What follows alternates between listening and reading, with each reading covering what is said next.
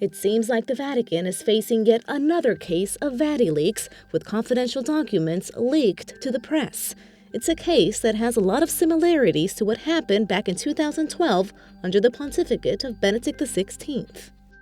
It was back in January of that same year when the current Vatican ambassador to the U.S., Carlo Maria Vigano, denounced the corruption and ill management of the Vatican.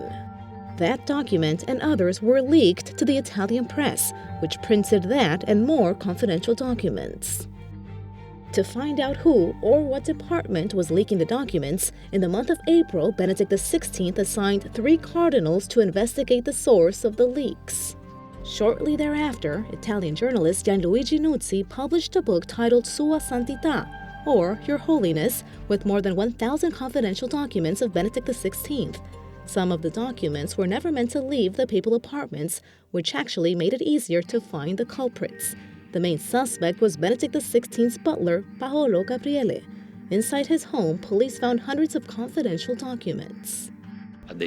For right now, he's being held, pending the first interrogation.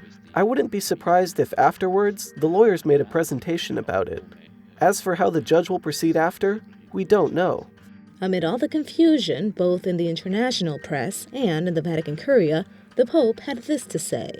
Si sono moltiplicate tuttavia illazioni, amplificate da alcuni mezzi di comunicazione del tutto gratuite e che sono andati ben oltre i fatti, offrendo un'immagine della Santa Sede che non risponde alla realtà.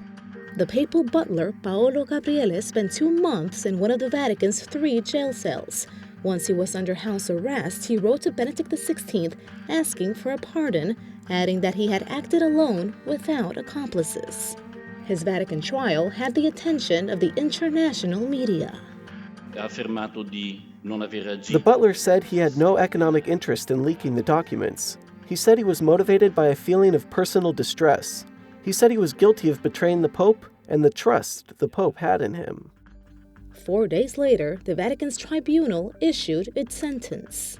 Dichiara l'imputato Paolo Gabriele colpevole del delitto previsto per avere egli operato, con abuso della fiducia derivante dalle relazioni di ufficio connesse alla sua prestazione d'opera, la sottrazione di cose che in ragione di tali relazioni erano lasciate od esposte alla fede dello stesso.